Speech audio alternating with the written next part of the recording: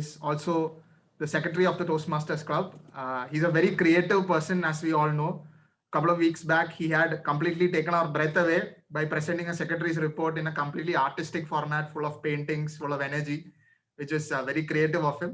He's also made the club proud over the past week when his storytelling venture got featured in the Hindu. So without further ado, let me introduce Toastmaster Ninoj Abraham. He'll be hosting a panel discussion along with Toastmaster Joshin, Toastmaster James, and Toastmaster Paul. They'll be covering a very interesting topic, how to pursue hobbies along with profession. Over to you, Toastmaster Ninoj.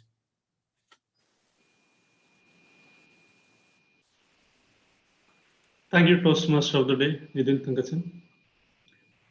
Fellow Toastmasters and guests. Last week, while submitting the membership form, most of you have mentioned your hobbies along with. I believe that our guests joined today also pursuing some hobbies. And when I look into these hobbies, when we look into these hobbies, we can see that there are two kind of hobbies. One is an active hobbies, and the other one is a passive hobbies. The active hobbies means something like that we are writing, or when we are singing, or experiencing, experimenting, this kind of thing.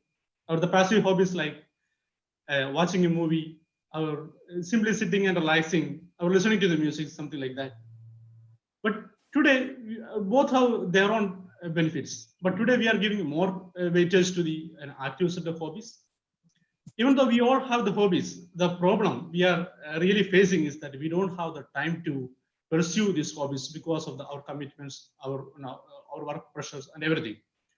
So today we have 3 experienced professionals. They are pursuing their hobbies along with the professions. They are today here to share their views.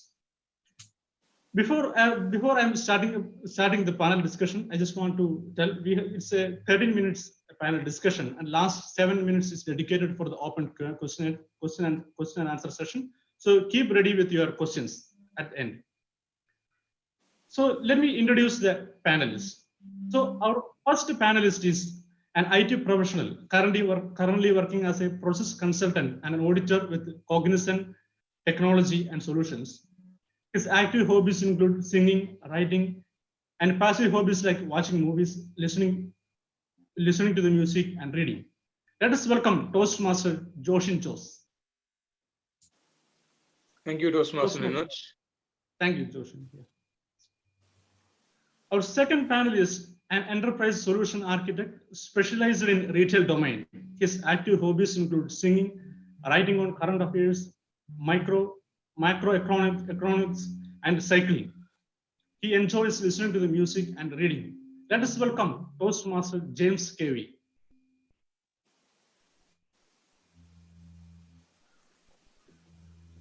And our third panelist is an IT professional, works at Nielsen in the product implementation team. He is pursuing agriculture as an active hobby. Also, he enjoys reading. Let us welcome Toastmaster Paul Abraham.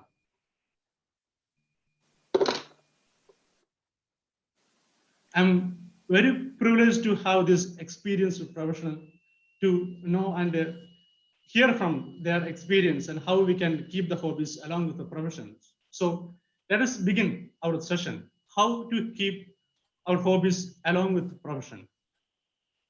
So my first question to the Joshin Jos, can you share more about your hobbies such as the writing and singing, and how you are finding time to keep these hobbies along with your profession? Thank you, Toastmaster Ninoj. So my hobbies, as you already introduced, my active hobbies include singing and writing. Out of that, singing is my passion, in fact. So if you ask me when did I actually start this hobby, it goes back to my childhood.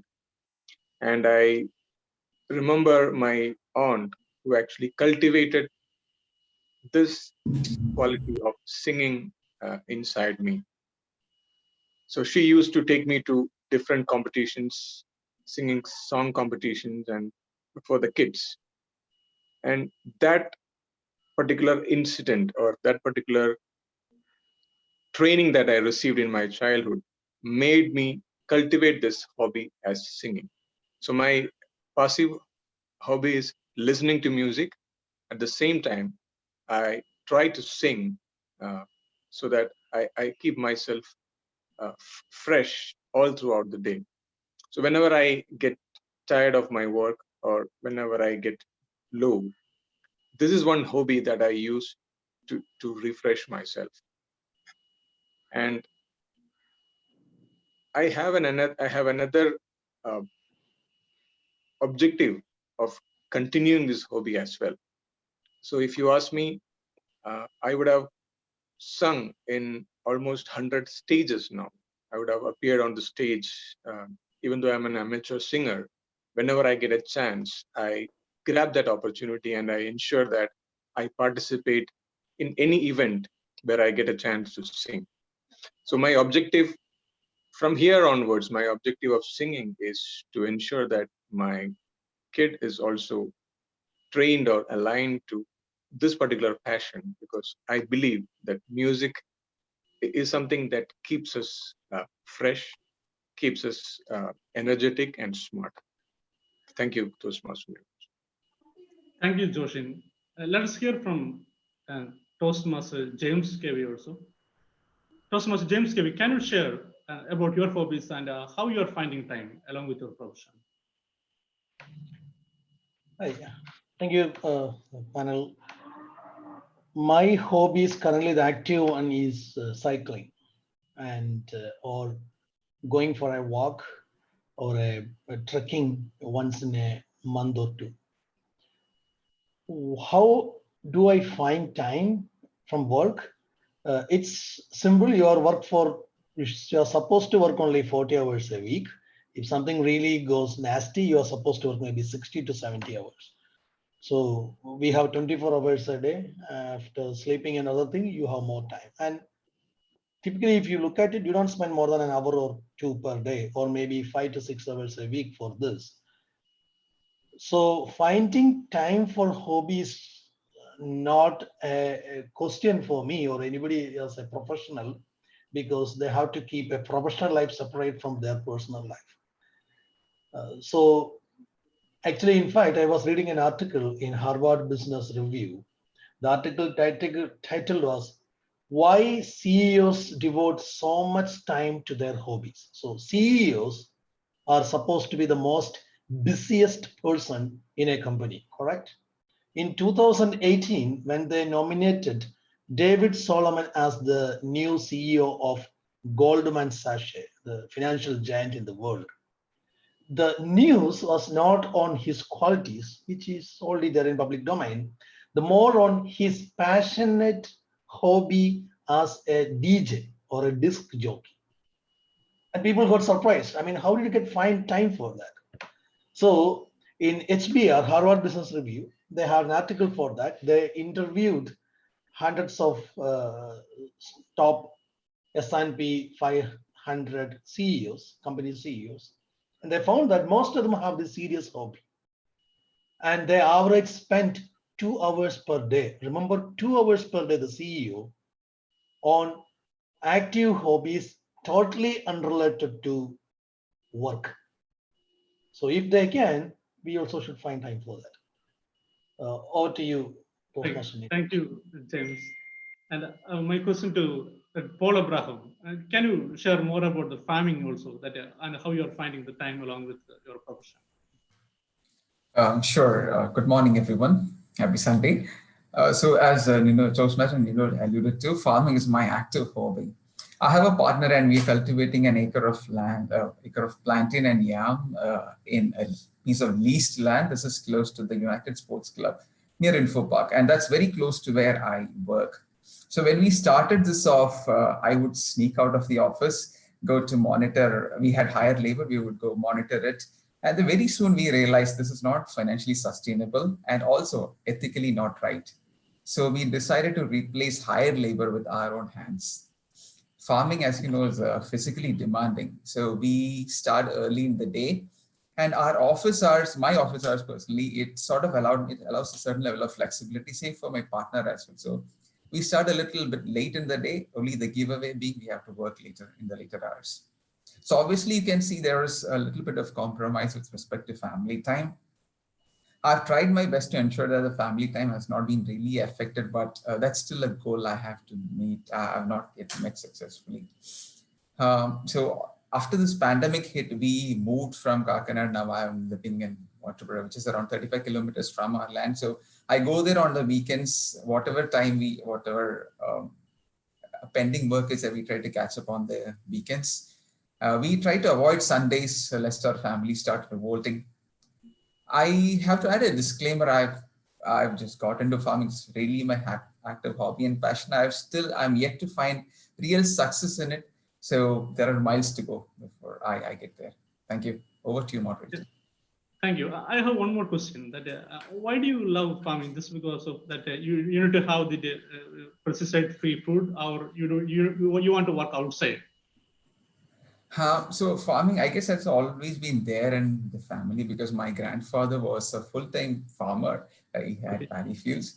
My father has also, he's some active plantations. He doesn't really get his hands dirty, but he still got some land. And this time I really wanted to get my hands dirty. And I actually started off, so my partner now, he runs a farm very close to Info Park. So he has a very active farm. He had people coming over there in the mornings to buy fresh vegetables. This is an organic farm. So I started helping him out.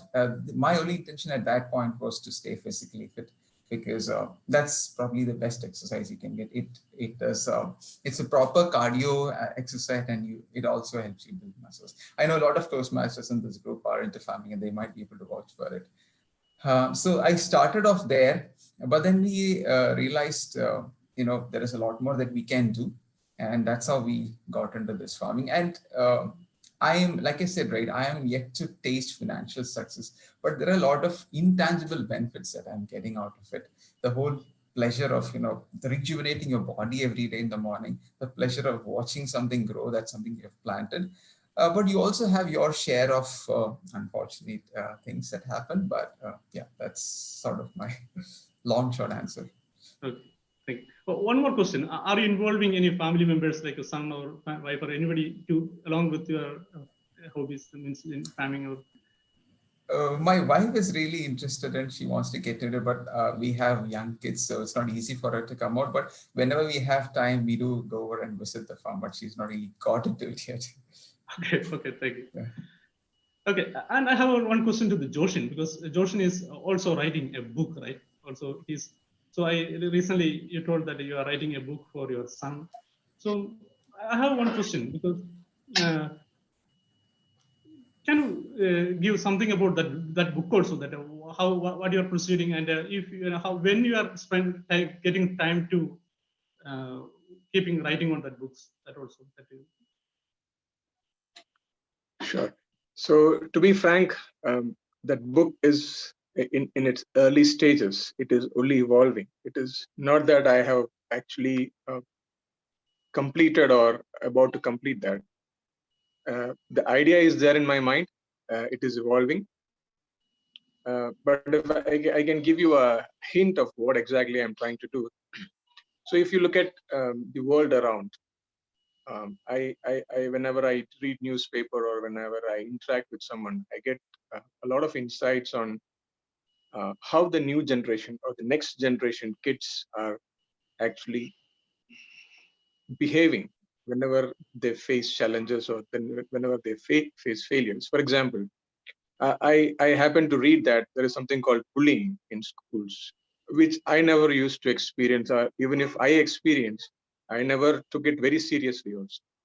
But this generation kids are taking it very seriously, and they're not able to adjust or defend that particular activity that happens in the schools. So in addition to that, for example, when they fail in exams or whenever they are not able to face any challenges, they tend to commit suicide. So these are some of the newly evolved behavior changes among the kids of this generation. So I thought I thought I will let them know that there were generations before you who never used to bother about these things, and they just let everything go, and they were successful in their life. Only this generation is taking it very seriously. So I wanted to tell them that how to manage these things. So these are just hints that could come out of my book, but there are a lot of serious issues that I wanted to handle in this book, which if at least one of the chapters, if the kids read and follow, that would be helpful for them. And if they follow at least one of the chapters, I will find myself as a successful writer as well. So this is what exactly I'm planning to do, which is only in the evolving stage as of now. Okay. Thank you, Josh. I have one more question. That means you are spending you are keeping 2 minutes hobbies like writing, singing. So, do you feel like that you are stealing the time from your kids or family because you are daily 8 hours you need to spend on your professional, then you are spending on your hobbies? Do you have a feel like that you are stealing the time from your family, something like that? Not exactly. If you look at my singing hobby, I do that along with my son. Yeah. So I have observed that whatever I do, he just imitates that. So I thought if I sing, then he will also sing. So whenever the hobby that I'm practicing, the singing hobby I'm doing it along with my son, and the writing I do it normally in the late night only. It doesn't affect the family life altogether. Okay, that means one of the great idea, right? That means involve them also to a part of our hobbies. That means we will Definitely, not lose time. Right. Yeah. So as I told you in the earlier discussion, also my objective is that he should also pursue this hobby, because I don't find anything wrong in pursuing singing as a hobby. So I can only show him the way. If he wants to pursue another hobby, that is up to him. Understood. So my next question is to Toastmaster James, because I'm also a software engineer. So I feel like that the enterprise solution architect, that means a lot of responsibility. Do you ever feel like that the spending instead of spending on the hobbies, spending that time or to to develop your career, something like that, to research more on the professional side itself and contribute more onto the client itself? Do you feel like that rather than spending time on hobbies, if you spend time on your career, spend on your profession itself, the clients will get more benefited and you will have a more financial success or career success in that? Do you feel like so? Thanks, TM Ninoj. That's a very good question. I also had this confusion in initial days of my career. Like, oh, I have to do so much things. I have to learn so many things. If I spend time on any other thing other than work related or career related, I will be out of the race. So I may not reach the heights I wanted. See, I am a professional and I need to be a good professional to be succeed in my career. And I need this career or profession and I enjoy this to sustain myself, and I cannot just throw it away. So anything I do cannot sabotage my profession. Now, but later I realized I used to work like 12 hours or 15 hours a day for weeks and months. And I realized that actually it is doing just opposite. So we Homo sapiens, for like thousands and thousands of years evolution, we never do something for like single thing for days. We want to relax. We want to keep away. So detaching what you do actually helped me to do my things far better in career. So for example, as you rightly told, I was into my assignments, it lasts for like months. I had to give solutions for complex problems, which I need to research, talk with multiple teams and people, and form an opinion and a solution which is acceptable to multiple teams, technologically, domain-based different teams. And they are also smart as me, right? So I need to prepare for questions and solutions which is acceptable to them and practical to them. So I have a lot of things to think. But the thing is that once I get all the data information, I keep on thinking on it. I always meet a roadblock. I can't think further, and I feel, demotivated. But then that's when the hobby started helping me in my career. So walking or cycling, I stopped thinking about my career or learning. I stopped there and I went to take a bike and I start cycling, or I start going for a trekking, and I try to forget what I'm doing as a career, because it's now already more than 40 or 50 hours per week. Now that detachment helped me a lot. Then I come back, my mind is clear, and new thoughts coming. I started to understand things in a much clearer way. And this is exactly why CEOs actually spend time on active hobbies, which is nothing to do with their profession, because they need a detachment. Then only brain can think and give a solution. So hobbies actually help you to become a better professional. Over to you, Toastmasters. Thank you, James. And I have one more question along with that. And people used to say that the best ideas comes in the shower. Do you have any stories related to like some complex solution you got when you are doing something else, something like that? Oh, Means of when course. yeah. Definitely. I think any of us can relate to that. So any of us who don't just work on a routine thing, which there is a clear-cut instruction, you just copy. Any of us into really thinking and find a answer in front of some people tomorrow, or give something. All of us, irrespective of our profession, we have this moment. We think about it. We don't have an answer. We drinking and do something totally unrelated and just sleep, and you suddenly get some striking solution to that, or you find a way. Oh, I forgot, I could ask maybe Ranjit about that, Yeah, like, oh, that's Ranjit true. could give an answer, something. So that epiphany moments, it is very common when you keep away from the problem for a period. Yes, I totally agree with you that. Thank you, James, for sharing your reviews. And I have one question to the Toastmaster, Joshin. Means that I have seen that in college days, people who sings have a lot of fans, usually from the opposite gender. And my question to my Joshin is: do you have any benefit in professional life with your hobby, like singing? I'm not considering the gender. Anything related to that professional growth, or getting noticed, or something like related to that? Frankly speaking, personally, there is no professional benefit if you are a singer.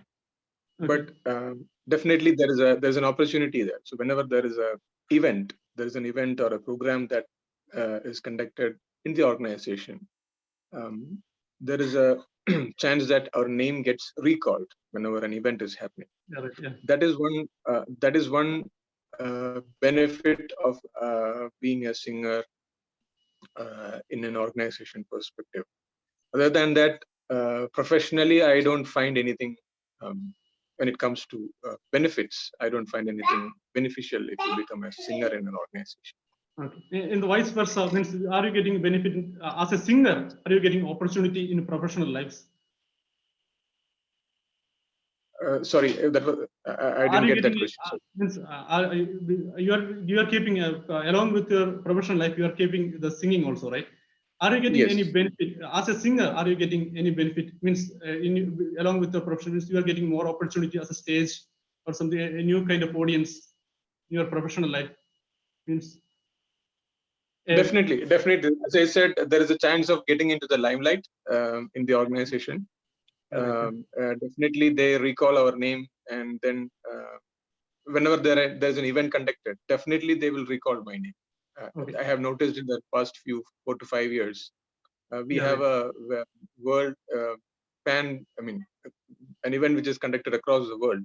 So the moment that event is initiated in a particular year, my name comes in the list. So that is one advantage that we have when you are a singer in an organization. Okay. Thank you, Joshin. And I have one more question. One more question to Paul Abraham. That means a recent trend is like that we start a hobby, then we feel like that it's okay we can make money out of it and leave the job and pursue that. So do you have any idea, something like that, make your hobby as a career? Yeah, so certainly, to be honest, yes, I had harbored such thoughts. When I got into it, I thought farming is really good, and I should continue pursue it as a full-time career. However, as I've got more into it, what I've realized, yeah, to start with, I would like to state that I think I still believe truly that we will be able to make get financial benefits out of farming. However, I think there is also a social aspect to it, because farming is something that I think you tend to be more socially aloof than some of the other jobs. So you do your job on the farms, and maybe you make money out of it. However, there are a lot of intangible things that you get out of your professional life as well, the office work as well, the friends you have, the coffee circles, the gossip discussions. I think those things also, they actually stimulate your mind. You also need that for sort of a balanced career. So though I had harbored such notions, but I think today I believe that farming is not something that I would pursue full time, but I definitely would like to keep along with whatever I'll be doing. Okay, thank you, Paul Abraham. So, and I have one question to Toastmaster Joshin Charles. Yes. Do you have any tips for anyone that who do not know how to start a hobby? Means I don't know. Means I feel like that I'm not a creative person. I need to start something. Do you have any tips for a creative someone? First and foremost tip is start a hobby only if it is interesting for you. Just for the sake of starting a hobby, we should not do that.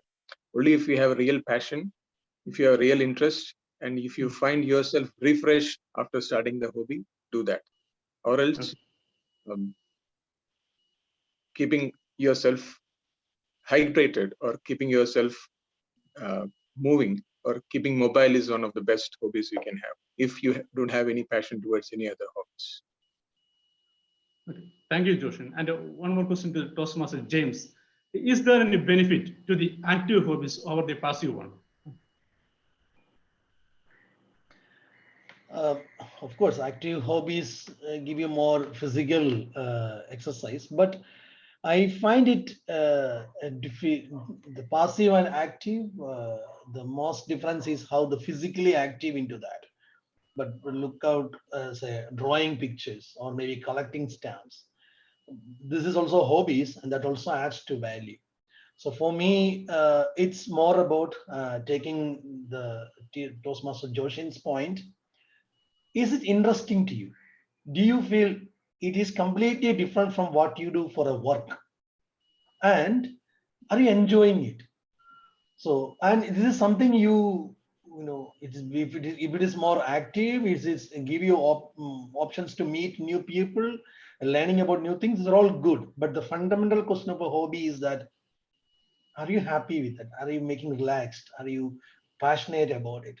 So look for those things which makes you relaxed, happy, passionate. Those are the hobbies.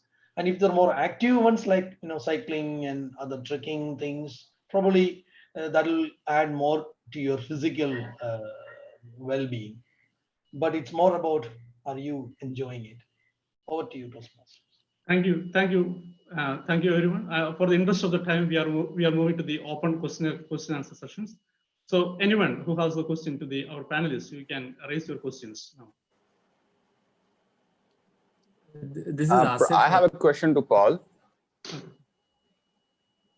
Yeah, you can. Okay, Paul, have you been able to monetize your hobby yet? Not yet. So I believe this year we are going to break even. So yeah, I'm not monetized it yet. I think I also just want to add one more point.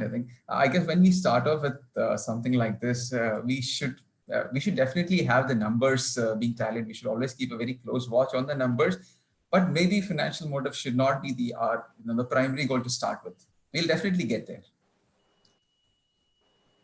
Thanks, Paul. Anyone else has a question? They can also. One question to all the panelists. This is Asif. I would like to know how much time each of them spends for their hobbies. Maybe in a week or a month. How much time do you spend? James, you can answer. Yeah, I typically spend for my active hobby, that is cycling currently. at least 8 to 9 hours per week, sometimes more, maybe take a monthly one, maybe a little more. And again, back to the articles or the data, it's relaxing and active. It should be around people in a very, very, very responsible, tight, professional positions. They tend to spend at least 7 to 8 hours per week for hobbies and 8 to 9 hours same for relaxing time, or 2 hours per day or 1 hour more. The busiest people in the world spend 1 hour a day for hobbies. Thank you. Anybody else have any questions? They can also go ahead and ask. I have a question. Yeah. Okay, maybe this question to James, and for his statement, like we have to spend time for hobbies or for having some relaxations during our work time. As software engineer, you all know that we are asked to work for not 12 hours, not 15 hours, not 24 hours, 2 days also. So, and during those times, or there's something that I have faced, I cannot share my hobbies, or if I'm spending time for hobbies, I cannot share that with my team.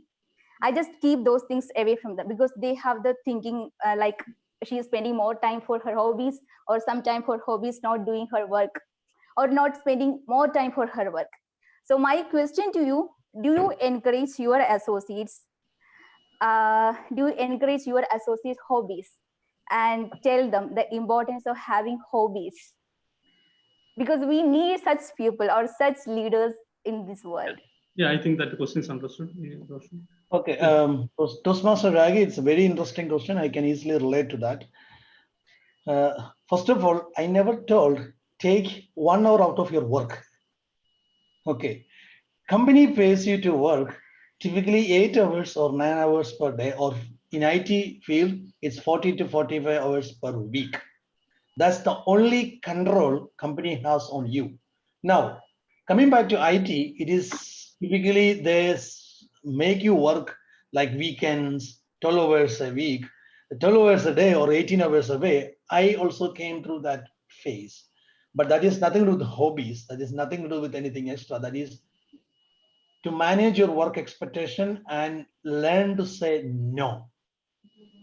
That is outside of, I think, this thing. There's nothing to do with even hobbies. So do I want my guys to work? I want my teammates to be productive. I am looking only at the result, not how many hours they slog. And I found again and again and again for myself and others, if they work more than a certain amount and focus only on that, their productivity and quality sharply goes down. That's what I experienced in my life and others' life. Now, again, once in a while, some deadlines you have to slog. Say, an example of being a father. I am a father and I want to be a good father. Doesn't mean I have to spend 24 hours as a father and keep nagging and sitting beside my kid. That is impossible. He will hate me. So what I have to do, I have to be a reasonable time with him as a father and be there. But there are moments like a hospitalization, or like he wants to go for some activity in school. Then I have to be there with him more than 1 hour a day, maybe 2-3 days. I will be nursing him with him. But is that nursing with him in a hospital become like and to 365 days activity? There is something seriously wrong with that. So in a typical work, 40 to 40 hours per week, once in a while, maybe once in 6 months, you spend extra. Anything more than that, it is, you have to say no to whatever who are giving the work. Nothing to do with hobbies. Thank you. But still, okay. But still, if hobbies or our relaxations time, that really improves the productivity. So managers can also encourage that, right? Interest of time, but I can say that hobbies and other thing outside of work, that's your personal thing. Managers has nothing to do with it. They can tell, but that is outside. Okay, I thought of bringing emotional intelligence to this part. Okay, maybe we can discuss it later. Thank you. Thank you. Yeah. Thank you, Ragi, with the good question, and for the James also. And Joshin, if you can also add something, and we are going to wind up. Joshin and Paul, you can add anything to that Ragi's answer. You can add it quickly. We can going to wind up. Definitely. If personally, I have seen people who are my colleagues spending more than the hours which is expected from them. So if it is in a office setup, I will see them when I leave the office. I will see them sitting there, and tomorrow morning when I come, I still see them sitting there. So I don't think they have any specific hobbies, or I don't think they have anything that keeps them moving. Their only focus is only the work. I do not accept that fact, because if you have to improve yourself as a person, be it professionally or personally, you should have something called a me time for you. So only if you have a me time, you get some time to refresh yourself. You get some time to energize yourself. You take some time to prioritize things in your life. You take some time to spend with your family. So it is basically how you manage and handle things altogether. So in addition to that, if you have a hobby, you will have some motivation to complete your work on time, and then you take some time out of from your life to spend on your hobbies as well. So that's something that you set as a goal for you. So you have to complete your professional work. You complete it at 7 o'clock. Then you have something rewarding coming up. Maybe at 8 o'clock you are planning to spend some time on singing. So you have some target for you.